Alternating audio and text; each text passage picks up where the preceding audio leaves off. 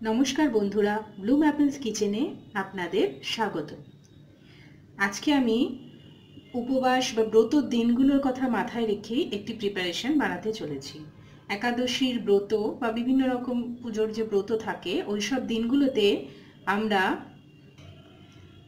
चाल बा गमेर जिनिस खेते पारी ना, फलाहार करते हय। तो सेई सब दिनगुलोते शुधु फलाहार ना करे आमरा किन्तु এই প্রিপারেশনটিও খেতে পারি। এটি হলো শ্যামার পায়েস।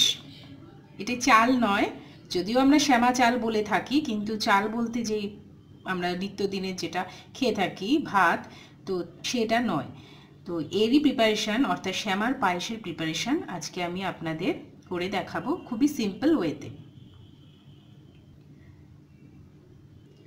আশা করি আপনাদের ভালো লাগবে। বন্ধুরা, এটি হলো শ্যামা, যার আমি আজকে পায়েস বানাবো। আগে এটাকে ধুয়ে একটু ভিজিয়ে রাখতে হবে, আর পরিমাণ কতটা লাগবে সেটা আমি ডেসক্রিপশন বক্সে লিখে দেব, আপনারা দেখে নেবেন। শ্যামার পায়েস বানানোর জন্য আমি একটি পাত্রে দুধ গরম করতে বসিয়ে দিয়েছি। দুধটা ফুটে একটু ঘন হলে তারপরে আমি শ্যামা চালটা দেব। দুধটা ফুটে গেছে আর একটা সরও পড়েছে, মানে দুধটা একটু ঘন হয়েছে। এখন আমি এর মধ্যে দুটো এলাচ ফাটিয়ে দিয়ে দিলাম, আপনারা চাইলে গুঁড়ো করেও দিতে পারেন। এবার এর মধ্যে আমি শ্যামা চালটা দেব। শ্যামা চালটাকে কিন্তু আমি ধুয়ে রেখে দিয়েছিলাম, এবার এটাকেই আমি এর মধ্যে দিয়ে দেব।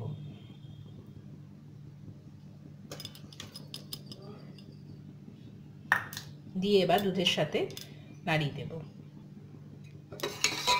আমি দুধের সাথে ভালো করে নাড়িয়ে দিয়েছি।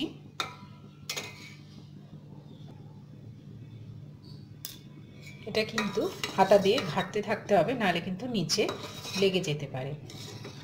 এবার যতক্ষণ না শ্যামাটা সেদ্ধ হচ্ছে এরকমভাবে হাতাটা কিন্তু নাড়িয়ে যেতে হবে।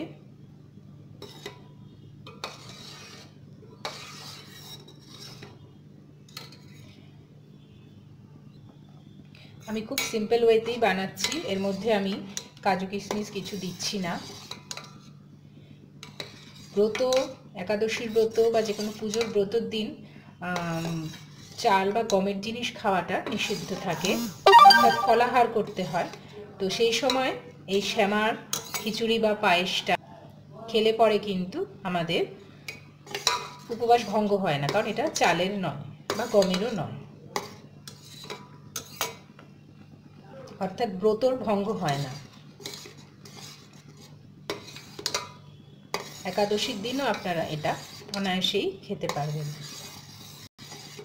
এবং খুবই সিম্পল ওয়েতেই আমি বানাচ্ছি। আমি কিন্তু কন্টিনিউয়াস এটা নাড়ছিলাম। এই চাল ফুটতে কিন্তু বেশি সময় নেয় না, আর চালটা কিন্তু আমার ফুটে গেছে। এবার আমি চিনি দেব, পরিমাণ মতো মিষ্টি দিয়ে দিলাম। যে যেরকম মিষ্টি খায় সে সেরকমই দেবে। মিষ্টি দেওয়ার পরে কিন্তু এটাকে আবার ভালো করে নেড়ে দিতে হবে। মিষ্টি দেওয়ার পর আর বেশিক্ষণ এটাকে ফোটাতে হবে না, 2 মিনিট মতো নাড়াচাড়া করে আমি গ্যাসটা অফ করে দেব। রেডি হয়ে গেছে বন্ধুরা শ্যামার পায়েস। এটি হতে কিন্তু একদমই বেশি সময় লাগে না এবং অত্যন্ত সিম্পল। ব্রতর দিনগুলোতে আমরা সাধারণত সিম্পল খাবার খেতেই পছন্দ করি, ফলাহার করি। এই শ্যামার খিচুড়িও খাওয়া যায়, তবে সেটা সবজি দিয়ে করতে অনেক সময় শরীরের ক্লান্তির জন্য ইচ্ছে নাও করতে পারে। তো সেক্ষেত্রে এই শ্যামার পায়েসটা খুবই সিম্পল এবং ইজি।